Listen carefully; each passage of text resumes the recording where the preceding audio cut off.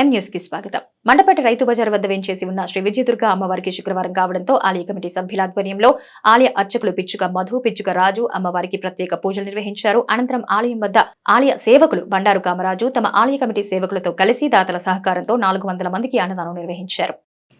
మండపేట పట్టణం రైతు బజార్ వద్ద వేంచేసి ఉన్న శ్రీ విజయదుర్గ అమ్మవారి ఆలయం వద్ద శుక్రవారం కావడంతో ఆలయ కమిటీ సభ్యుల పర్యవేక్షణలో ఆలయ అర్చకులు పిచ్చుక రాజు, పిచ్చుక మధు అమ్మవారికి వేకువజామునే వివిధ అభిషేకాలు, ప్రత్యేక పూజలు నిర్వహించి భక్తులకు అమ్మవారి దర్శనం కల్పించారు.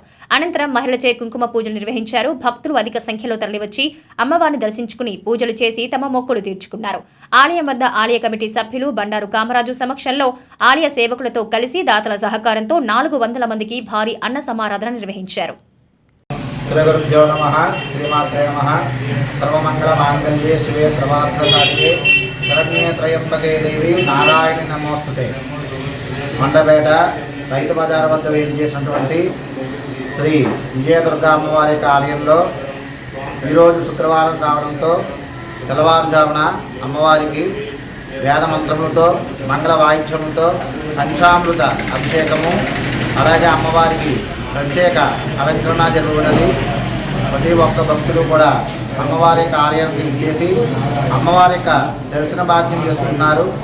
ప్రతి ఒక్కరు కూడా ఈరోజు శుక్రవారం కావడంతో అమ్మవారి ఆలయంలో ప్రత్యేక పూజలు, ఆ యొక్క అభిషేకాలు కార్యక్రమాలు జరిగినవి. భక్తులందరూ కూడా యొక్క కార్యక్రమాల్లో పాల్గొని అమ్మవారికి దర్శనం చేసుకుని అమ్మవారి యొక్క తీర్థ ప్రసాదాలు స్వీకరించి ధరిస్తున్నారు. అలాగే అమ్మవారి ఆలయంలో ప్రతి శుక్రవారం కూడా కళ్యాణం కావలసిన వారికి, అలాగే సంతాన యోగ్యం అవ్వాల్సిన వారికి కూడా అమ్మవారి ఆలయంలో కుంకుమ పూజలు నిర్వహిస్తున్నాము. కావున ముడుపులు అమ్మవారికి సమర్పించే ముడుపులు కూడా అమ్మవారి ఆలయంలో కట్టబడును. కావున ప్రతి ఒక్కరు కూడా ఆ యొక్క కళ్యాణం కొరకు, సంతాన భాగ్యం కొరకు కూడా అమ్మవారి ఆలయంలో కుంకుమ పూజా కార్యక్రమాలు చేసుకుని యొక్క ముడుపులు అమ్మవారి ఆలయంలో కట్టుకుని అమ్మవారి అనుగ్రహం చేత శీఘ్రమే కళ్యాణ యోగ్యత, సంతాన యోగ్యత పొందవలసిందిగా కోరుచున్నాము. అమ్మవారి కార్యంలో ప్రతి శుక్రవారం కూడా దాతల సహకారంతో కమిటీ వారి ఆధ్వర్యంలో సుమారు 400 మందికి అన్నదాన కార్యక్రమం జరగబడుతున్నది. కావున అన్నదానం జరిపించే భక్తులు ముందుగా ఆలయ కమిటీని సంప్రదించి ప్రతి శుక్రవారం జరిగే అన్నదాన కార్యక్రమంలో పాల్గొంటారని కోరుచున్నాం. సర్వే